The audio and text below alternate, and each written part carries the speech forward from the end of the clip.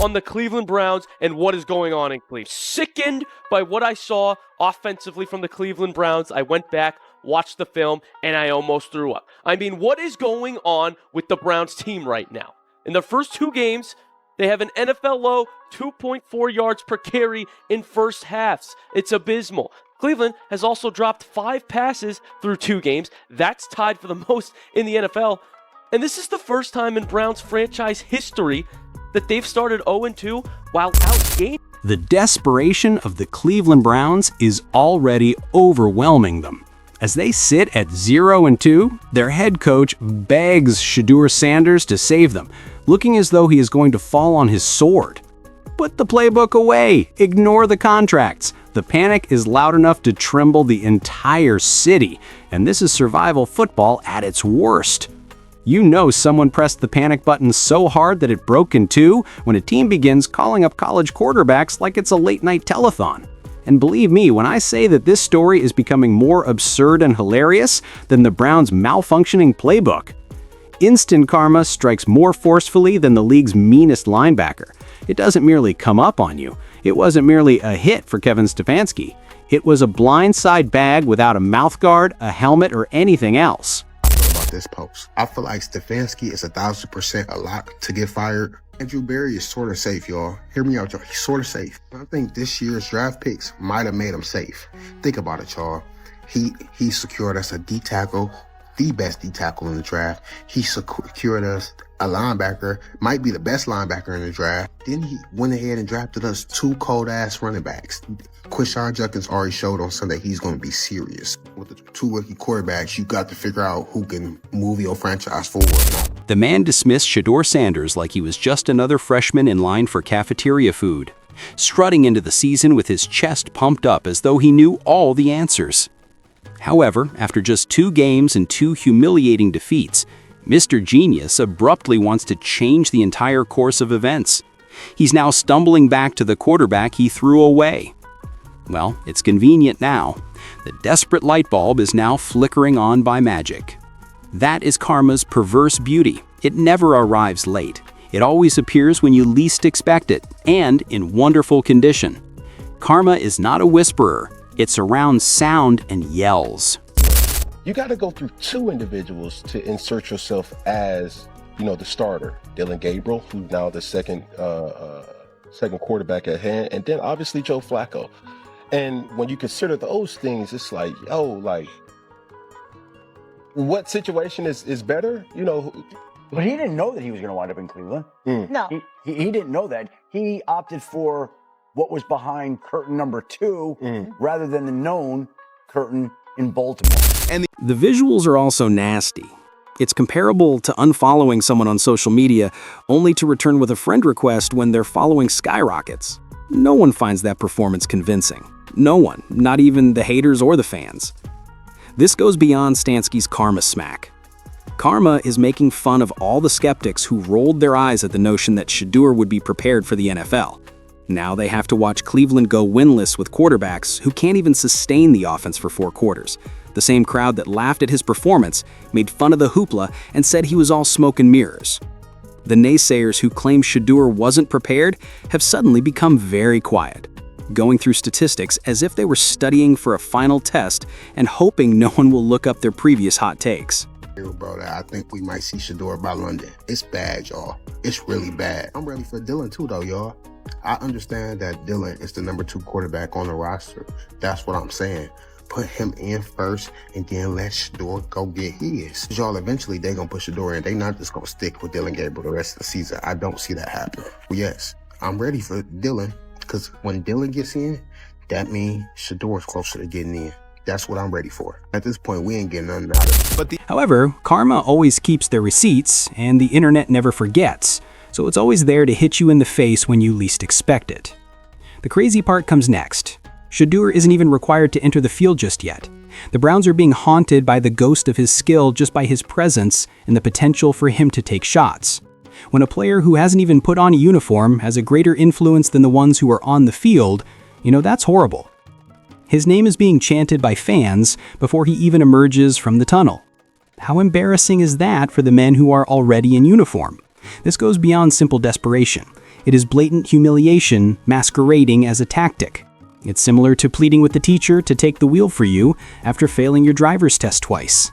But fans are no longer surprised. Years of deja vu have left them numb as they've seen the Browns come up with fresh ways to fail.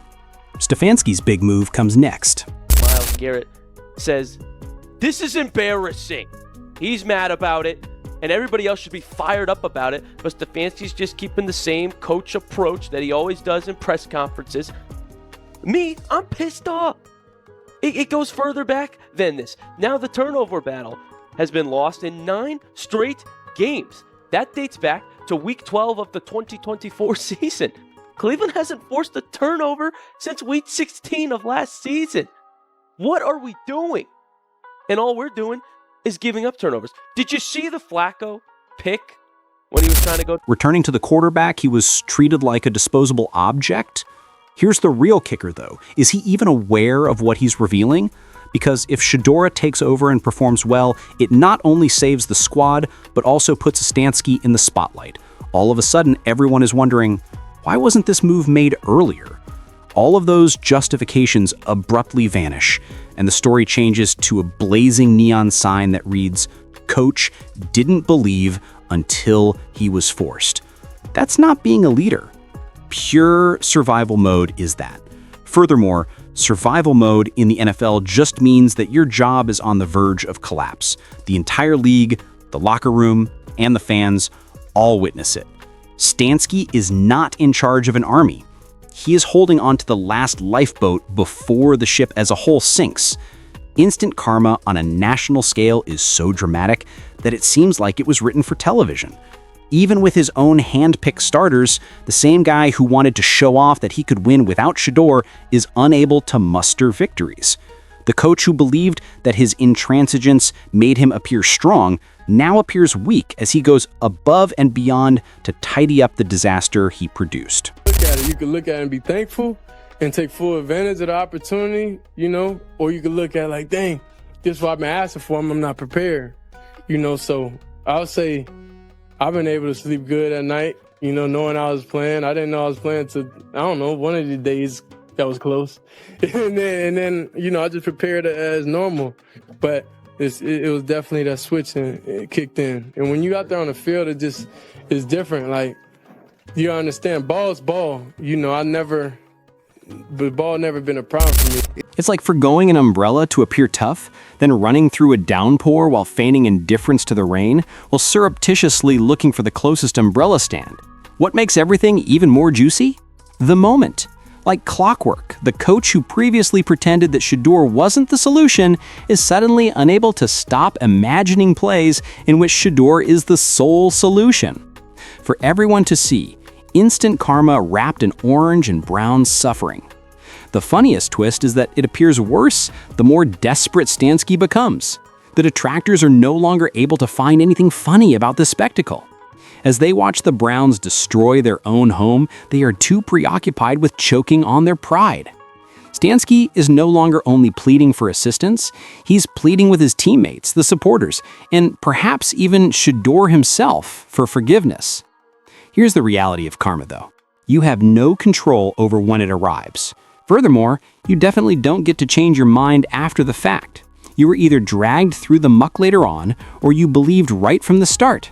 And Stefanski is already knee-deep in muck, thrashing around while attempting to persuade everyone that drowning in mud was always a part of the game plan. I kept saying all summer, and you guys kept yelling at me, why are you playing a 40-year-old quarterback? What is the point? What are you trying to get out of this? Why are they doing this? Well, here you go. You're playing a 40-year-old quarterback who can't move, who can't defend himself. The Ravens are dropping 7 into coverage and saying, all right, Joe, what are you going to do? What's Joe going to do? Nothing.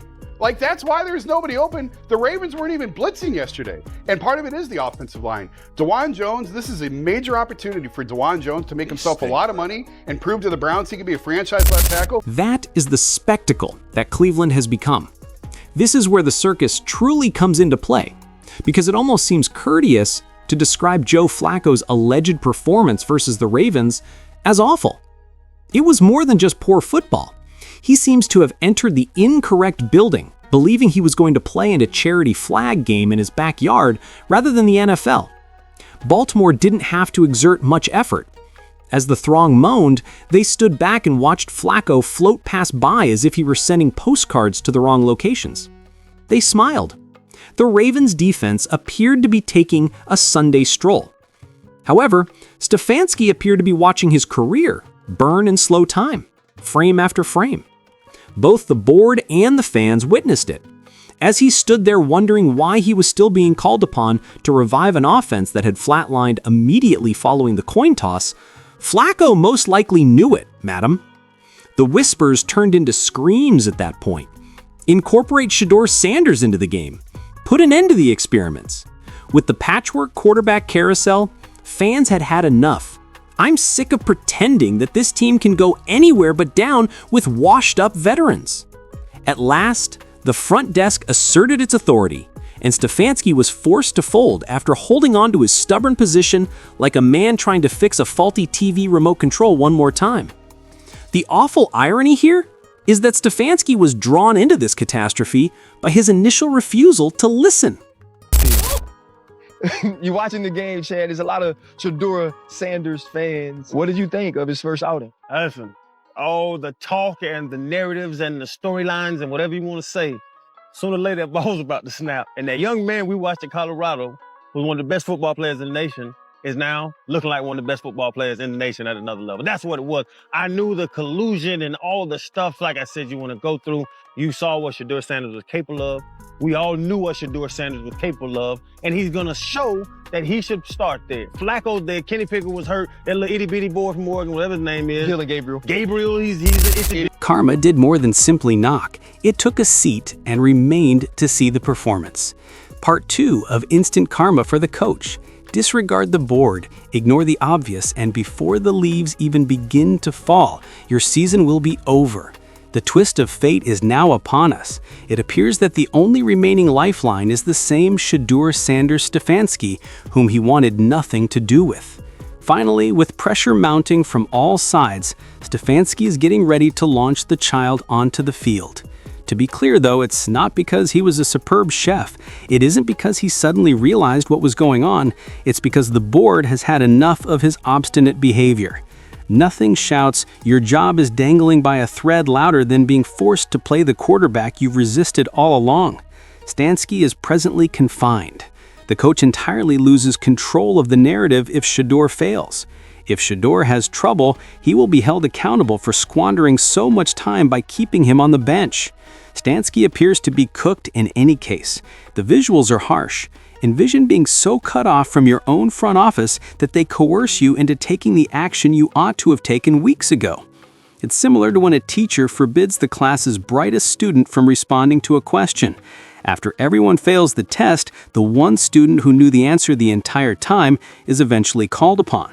The board immediately transforms into the brilliant masterminds if Shedeur intervenes against the Ravens and lights it up. Stefanski, meanwhile, is seen as the obstacle that squandered valuable games. However, if Shedeur has difficulties, the critics won't be forgiving. They will insist on knowing why he wasn't matured sooner and why he wasn't allowed to mature without having to bear the burden of desperation. Obviously, he was going against some backup Ravens defenders. They had pulled some starters, and the Ravens were obviously, not trying very much. But Dylan Gabriel looked pretty good in his one drive. His touchdown pass was a nice throw, like getting it up over the safety or the corner, whichever it was. So that was encouraging. I feel like we kind of talked about this heading into the season, and like where a good point to see Dylan Gabriel in the, or eventually Shedeur, at least just one of these rookie quarterbacks. And we kind of had our eye on like that week 7 matchup against the Dolphins as maybe the best time. In any case, Stefanski emerges from this as the antagonist, the man who defied common sense until his career was in jeopardy. At this point, karma strikes him with a steel chair rather than merely tapping him on the shoulder. The entire league can watch the full WWE-style drama. The Browns board has already established its position, their season, their money, and their reputation. Joe Flacco's depressing little 2-yard checkdowns aren't going to be the end of it. With Shedeur, they would choose to take a chance. To be honest, who can really hold them responsible at this point? Even Flacco's staunchest supporters had to concede that seeing him play the Ravens seemed more like a retirement tour for which no one had purchased tickets. Additionally, the timing enhances the humor. Stefanski has already alienated the board, infuriated the supporters, and thrown his career into a high-speed blender after just 2 games. Shedeur doesn't even have to accomplish much in the interim. The mood is completely changed by simply donning the pads, entering the field, and taking a picture. Under the guise of leadership, it is the promise of something novel, something fresh, and something free of the stench of despair. If he is perfect, it doesn't matter to the fans. All they desire is an excuse to have faith in a future free from witnessing Flacco's slow aging, one unfinished pass at a time. Additionally, if Shedeur inspires even a glimmer of optimism, Shedeur went through and what you went through, watching tonight, does it make it almost more meaningful than just a football game? I'm not gonna say meaningful. We've already spoken like 3 times a day. We just got off the phone joking and clowning like crazy. But he's so prepared right now. A lot of people are approaching it like a preseason game. He's approaching like a game. And that's how he's always approached everything, to prepare and to approach it like this is it. I just can't wait to see him get down tonight. But it's going to be a little weird. It's going to be a little strange. he will win the entire city, not just the game. Because it's more than just a game. Once Shedeur Sanders steps onto the field, this is where the drama reaches its climax. The spotlight is brighter than Cleveland has seen in a long time. The supporters support more than just the quarterback. They are calling out for atonement, a fresh start, and someone who can finally wash away the odor of failure that has been looming like a storm cloud over this team. Stefanski is also aware of it. His every action appears unsteady as a result, akin to a man attempting to juggle knives while wearing a blindfold. The plot changes immediately if Shedeur does well. Before the board pushed him, Stefanski was the coach who stood in the way of greatness. Furthermore, if Shedeur has trouble, the critics will not only disparage Shedeur, but also attack Stefanski for squandering time that should have been spent getting him ready.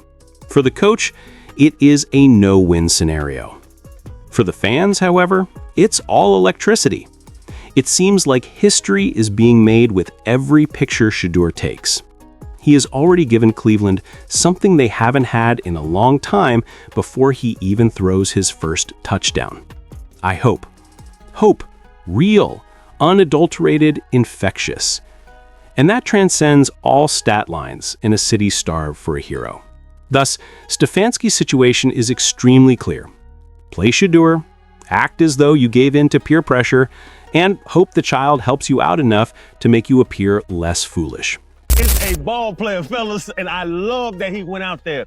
You can say what you want about that man. Sooner or later, that ball's about to snap in the middle of that field between that 100 and that 53, and we're going to see what football's about, and Shedeur showed. Yeah, no, Shedeur showed up. Well, in the words of Denny Green, he is who we thought he was.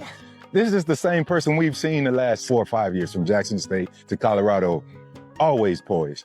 I'm not just talking about on the field. He's always poised off the field. The interviewers, these reporters, they try and rattle him. You get all this stuff on social media. He's always Shedeur Sanders. Smiling, respectful, knowledgeable, and that's what you get. Dion did an amazing job. If you don't play him, you run the risk of suffering another humiliating defeat that might send the fan base into a full-scale riot in the dog pound.